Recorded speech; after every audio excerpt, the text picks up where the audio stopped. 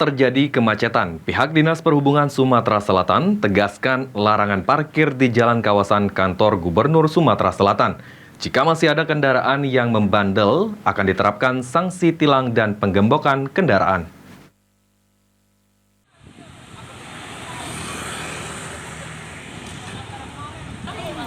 Kerap terjadi kemacetan, pihak Dinas Perhubungan Provinsi Sumatera Selatan menerapkan pelarangan dan sanksi terhadap kendaraan yang parkir tidak pada tempatnya atau di titik yang terdapat tanda larangan parkir di Jalan Ade Irma Nasution dan Kapten Tendean, tepatnya di sekitaran kantor Gubernur Sumatera Selatan.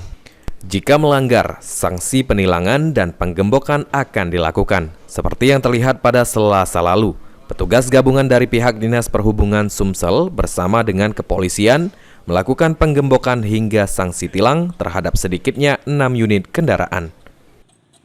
Kendaraan yang terkena kunci roda, mereka akan, kalaupun belum ada yang bisa mendekati kita atau sudah maksudnya langsung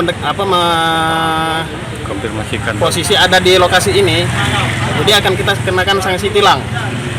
Jadi kalaupun di sini belum ada pemilik kendaraannya, jadi langsung kita kenakan sanksi. Kedepan, penertiban parkir liar akan terus dilakukan. Petugas akan memberlakukan secara permanen larangan parkir di 2 ruas jalan tersebut. Sandi Pratama, PAL TV.